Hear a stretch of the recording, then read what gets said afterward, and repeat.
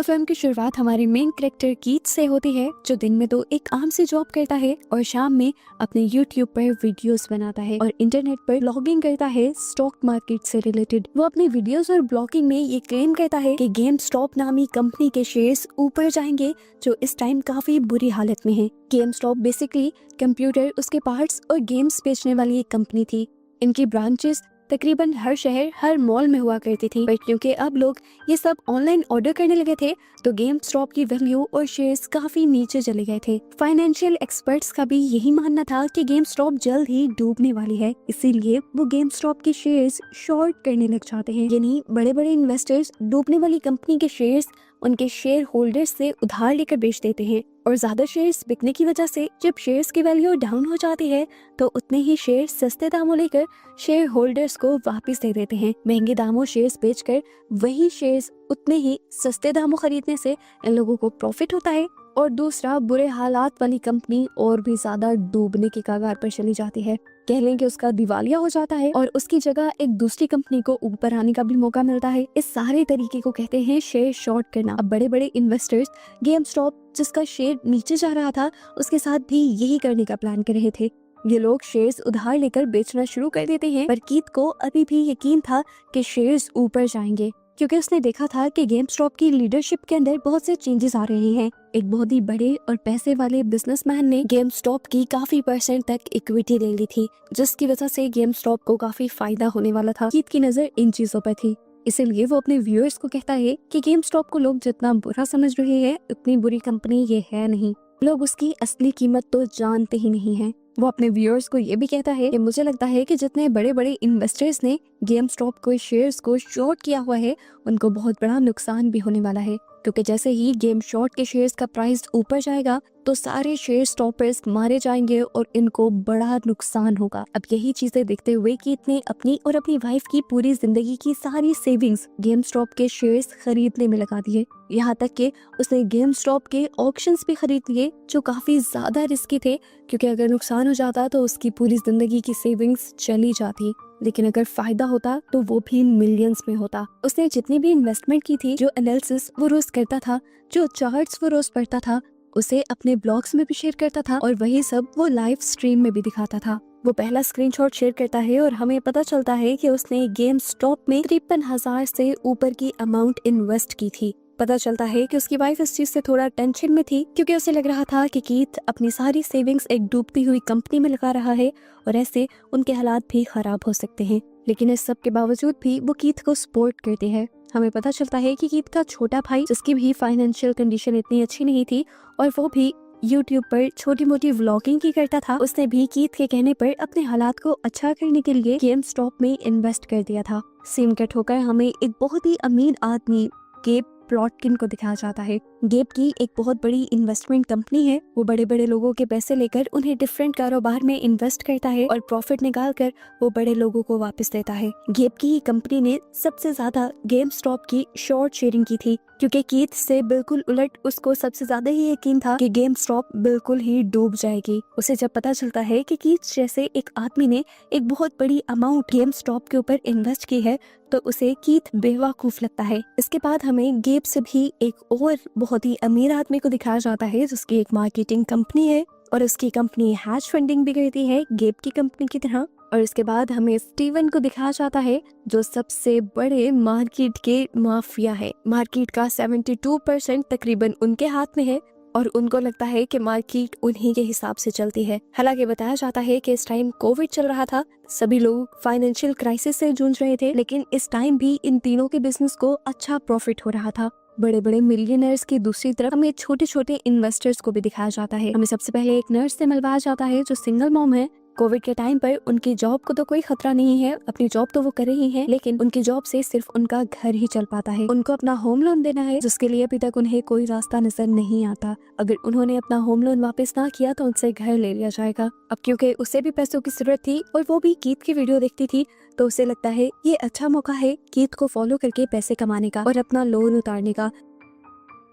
वो भी बिल्कुल कीथ वाले ही तरीके से गेम स्टॉप पर इन्वेस्ट कर देती है। अब इसके बाद हमें गेम स्टॉप के ही एक एम्प्लॉय को दिखाया जाता है। वो गेम स्टॉप की एक शॉप पर काम तो करता है, लेकिन यहाँ पर क्योंकि ज्यादा कस्टमर्स नहीं आते, वो ज्यादा सेल्स नहीं कर पाता, तो इसलिए उसे अपने बॉस से काफी बुरा भला सुनने को भी मिलता है। वो इस जॉब से छुटकारा चाहता है, लेकिन वो जब तक ये जॉब नहीं छोड़ सकता जब तक उसके पास कुछ एक्स्ट्रा पैसे ना हो। शेयर मार्केट का उसे भी काफी पता था। वो भी जब देखता है कि गेम स्टॉप कंपनी की ओनरशिप चेंज हो रही है और चीजों में बदलाव आ रहे हैं, तो वो भी कीथ को फॉलो करने लगता है और कीथ के ही दिखाए और शेयर किए एनालिसिस का फायदा उठाते हुए वो भी गेम स्टॉप पे इन्वेस्ट कर देता है। उसे इस काम से सिर्फ पैसे ही नहीं कमाने थे, बल्कि वो बड़े बड़े मार्केट के लोगों के बनाए हुए सिस्टम के खिलाफ लड़ना चाहता था, जो लोग शॉर्ट शेयरिंग कर आर्टिफिशियली किसी के भी स्टॉक्स को गिरा दिया करते थे। ऐसे बड़े लोगों को तो प्रॉफिट मिल जाता था, लेकिन छोटे इन्वेस्टर्स बेचारे मारे जाते थे। दूसरी तरफ हमें दो स्टूडेंट्स को दिखाया जाता है जो कि रूममेट्स भी हैं और दोनों के ऊपर ही स्टूडेंट लोन है। वो भी स्टूडेंट लोन को उतारना चाहती थी और उनके सामने भी कीथ की ही वीडियो आ जाती है। उनको भी लगता है कि ये वो तरीका है जिससे वो अपना लोन उतार सकती हैं, इसीलिए वो दोनों भी गेम स्टॉप के ऊपर इन्वेस्ट कर देती हैं। ये सभी लोग रॉबिनहुड नामी एक एप्लीकेशन का इस्तेमाल कर रहे थे अपने पैसों को गेम स्टॉप के शेयर्स में इन्वेस्ट करने के लिए, क्योंकि रॉबिनहुड बिल्कुल भी कॉम्प्लेक्स नहीं थी और ये लोग सिर्फ प्रॉफिट फी काटा करते थे लोगों की एक्चुअल इन्वेस्टमेंट में से। क्योंकि पैसा नहीं काटा जाता था, इसलिए लोग रॉबिनहुड को इस्तेमाल करना ज्यादा बेहतर समझते थे। हमें रॉबिनहुड के को फाउंडर्स का इंटरव्यू भी दिखाया जाता है। सभी लोग जब उनकी एप्लीकेशन की हिट होने की वजह पूछते हैं, तो वो यही वजह बताते हैं। इंटरव्यूअर उनका ये बिजनेस मॉडल सुनकर हैरान हो जाती है और उनसे पूछते हैं कि क्या आपकी कंपनी को कोई और भी फंड करता है। तो एक को फाउंडर के मुंह से कैन की कंपनी का नाम निकल जाता है, लेकिन दूसरा को फाउंडर उसकी बात काटकर इस बात से मुकर जाता है और कहता है कि हम अपनी कंपनी को अकेले ही चलाते हैं।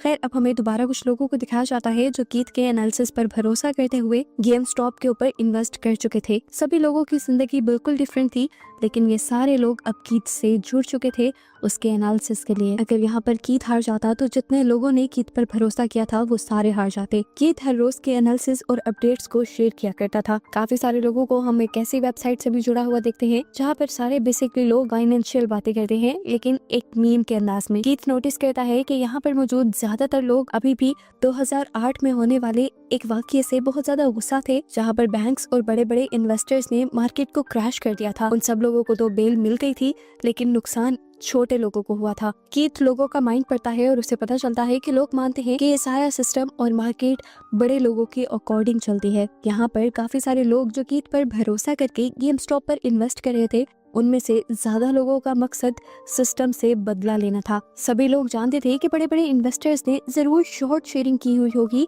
गेम स्टॉप के ऊपर, इसीलिए सब लोग गेम स्टॉप के शेयर्स खरीदना शुरू हो जाते हैं ताकि शॉर्ट शेयरिंग करने वालों को एक बड़ा नुकसान उठाना पड़े। जिस कम्युनिटी में ये सभी लोग बातें किया करते थे उसका नाम WSP कम्युनिटी था, और कुछ महीने बाद हमें WSP कम्युनिटी में एक हल्ला दिखाया जाता है, एक शोर दिखाया जाता है, क्योंकि पता चलता है कि गेम स्टॉप के शेयर्स सच में बढ़ना शुरू हो गए थे। कीथ के डेली के पोस्ट, लोगों का उस पर बिलीव करना और गेम स्टॉप में इन्वेस्ट करना काम कर गया था। पहले पहले तो गेम स्टॉप का प्राइस आहिस्ता आहिस्ता ऊपर जा रहा था, लेकिन कुछ टाइम ऐसा भी आता है कि गेम स्टॉप का प्राइस एकदम से ऊपर चला जाता है। पहले जो शेयर $1 या $2 का था, देखते ही देखते वो $50 पर पहुंच जाता है। इससे पहले कि गेब जैसे बड़े इन्वेस्टर्स जिन्होंने शॉर्ट शेयरिंग की हुई थी वो कोई एक्शन ले पाते, वो देखते हैं कि अगले ही दिन वही शेयर $100 का हो चुका था। ऐसे ही दिखाया जाता है कि कीथ ने भी जो $53,000 की इन्वेस्टमेंट की थी, देखते ही देखते वो पहले लाखों डॉलर्स की हुई और फिर $1,000,000 तक चली गई। वो रोज अपने अकाउंट का स्क्रीनशॉट पहले की तरह ही अपनी वीडियोस में और अपने ब्लॉग्स में शेयर करता है। WBS कम्युनिटी में सभी उसकी प्रोग्रेस देखकर बहुत ही ज्यादा शौक रह जाते हैं और इस तरह और भी ज्यादा लोग गेम स्टॉक में इन्वेस्ट करना स्टार्ट कर देते हैं। WSP पर अब वो एक हीरो बन चुका था और सब लोग उसकी सब बातें ऐसे मानते थे जैसे वो कोई गुरु हो, कोई टीचर हो। हमें अब दोबारा वही लोग दिखाए जाते हैं जिन्हें हमने मूवी में पहले भी देखा है। वो नर्स, दोनों स्टूडेंट्स, वो लड़का जो गेम स्टॉप के अंदर काम करता है। उनकी इन्वेस्टमेंट तो चाहे छोटी छोटी थी, लेकिन वही छोटी इन्वेस्टमेंट्स अब बढ़कर इतनी हो गई थी कि वो उनसे अपना कर्ज उतार सकते थे। लड़का जो गेम स्टॉप के अंदर काम करता था, उसे भी उम्मीद मिलती है कि वो अपनी ये बोरिंग सी जॉब छोड़ देगा और कुछ अच्छा कर लेगा। गेब को जब इस सारे पोटेंशियल की खबर मिलती है तो वो अभी भी कोई रिएक्शन नहीं देता और वो इसे मार्केट का सिर्फ टेम्परेरी जोश कहता है और कहता है कि जल्द ही गेम स्टॉप दोबारा नीचे जाएगा, इसलिए वो दोबारा शेयर की शॉर्टिंग करना स्टार्ट कर देता है। लेकिन उसकी बुरी किस्मत कि शेयर नीचे जाता ही नहीं बल्कि शेयर की वैल्यूज और बढ़ने लग जाती हैं। देखते ही देखते शेयर $100 से $200, 300, यहाँ तक के $400 तक भी पहुंच जाता है। और इस टाइम पर आकर गेब को ये पता चलता है कि उसका दिवालिया होने वाला है, क्योंकि उसकी कंपनी को अब अरबों डॉलर्स का नुकसान हो रहा था। गेब की कंपनी को शेयर स्क्वीज हो गया था, यानी जो लोग शॉर्ट शेयरिंग करते हैं, अगर मार्केट में शेयर की प्राइस बढ़ जाए तो उनको बहुत तेजी से नुकसान होता है। और यही सब हो रहा था गेब के साथ। अब गेब जैसे बहुत से लोग जो पहले ही शॉर्ट शेयरिंग कर रहे थे, वो लोग पीछे हटना शुरू हो जाते हैं और शेयर्स को दोबारा खरीदने लग जाते हैं। शॉर्ट शेयरिंग करने वाले इतने सारे लोग जैसे ही पीछे हटते हैं और शेयर्स खरीदते हैं तो ऑटोमेटिकली मार्केट में गेम स्टॉप के शेयर्स की वैल्यू इतनी ज्यादा बढ़ जाती है कि ये मार्केट में एक बहुत बड़ी तारीख बन जाती है। न्यूज में, इंटरनेट पर, यूट्यूब पर, हर जगह गेम स्टॉप के ही चर्चे होना शुरू हो जाते हैं। अब जितने भी शॉर्ट शेयरिंग वाले लोग थे वो शेयर्स खरीदना चाह रहे थे वापस, लेकिन WSP कम्युनिटी के लोग, जिसके अंदर केत भी था, ये सभी लोग अब अपने शेयर्स को होल्ड करने लग जाते हैं, यानी अपने शेयर्स बेचते ही नहीं, जिसकी वजह से कंपनीज को और ज्यादा नुकसान होने लगता है। ऐसे ही हमें गेब के ऑफिस का माहौल दिखाया जाता है। गेब अब पागल होने वाला था, उसकी कंपनी के लोग पागल हो रहे थे। वो लोग शेयर्स खरीदना चाहते थे लेकिन कोई भी शेयर्स उन्हें देने को तैयार नहीं था। उसे समझ नहीं आ रही थी कि कीथ, जो कि एक मामूली सा यूट्यूबर था, उसके यूट्यूब वीडियोस की वजह से और उसकी चलाई हुई मुहिम की वजह से उसकी कंपनी को अरबों डॉलर्स का नुकसान हो गया था। गेब की वाइफ को जब लगता है कि गेब इस मुसीबत से नहीं निकल सकता तो वो उसे अपने फ्रेंड्स को कॉल करने को कहती है और उनसे मदद लेने को कहती है। गेब की मदद करने के लिए केंट और उसका दूसरा दोस्त, जिनके पास ज्यादातर मार्केट के शेयर्स हैं, वो अपने 200 अरब की इन्वेस्टमेंट निकाल लेते हैं ताकि गेब की कंपनी दिवालिया ना हो। दूसरी तरफ हमें रॉबिनहुड के को फाउंडर को दिखाया जाता है, जिन्हें NSE से कॉल आती है एक बहुत बड़ी अमाउंट भरने की, क्योंकि उसके एप्लीकेशंस के थ्रू खरीदे जाने वाली शेयर्स की वैल्यू बहुत ज्यादा बढ़ चुकी थी। इसीलिए रॉबिनहुड कंपनी को एज अ डिपॉजिट $3 अरब जमा करवाने थे NSE को।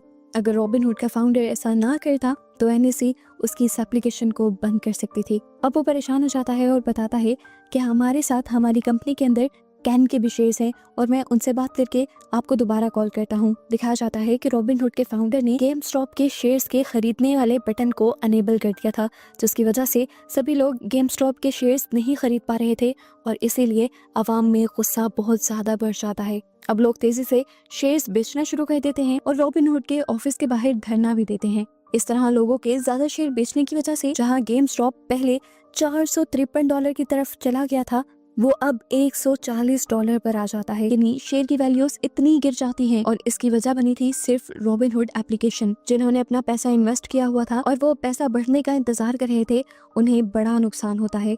लोगों के अंदर गुस्सा और भी ज्यादा बढ़ जाता है, ये देखते हुए कि जब बड़ी बड़ी हैश फंड कंपनीज को ये लगा कि उनका नुकसान होने वाला है तो उन्होंने मार्केट ही क्रैश करने की एक और मर्तबा कोशिश की, रॉबिनहुड के बाय बटन को अनेबल करके। जो लोग पहले खुश हो रहे थे वो दोबारा उदास होने लग जाते हैं। सभी लोगों को ये लग रहा था कि रॉबिनहुड ने ये कदम सिटाडेल की वजह से उठाया है, जिसके ऑनर यानी कैन के शेयर्स रॉबिनहुड के अंदर भी हैं। लेकिन रॉबिनहुड का को फाउंडर न्यूज में आकर ये दलील देता है कि मैंने सिटाडेल के कहने पर ऐसा कुछ नहीं किया। शेयर की वैल्यू बहुत ज्यादा होने की वजह से मुझे $300 अरब NSE को देने थे और इतनी फंडिंग कंपनी के पास नहीं थी, इसीलिए रॉबिनहुड को वो कदम उठाने पड़े। कुछ लोग तो उसकी इस बात पे यकीन कर लेते हैं, लेकिन छोटे इन्वेस्टर्स को उसकी बात पर यकीन नहीं आता। सभी को लग रहा था कि उनके साथ धोखा हुआ है और रॉबिनहुड जो फ्री मार्केट होने का दावा करती थी वही लोगों को लूटना शुरू कर चुकी है। यहाँ पर लोग रॉबिनहुड का बायकॉट करने लग जाते हैं, जिसकी वजह से रॉबिनहुड को भी काफी बड़ा नुकसान उठाना पड़ता है।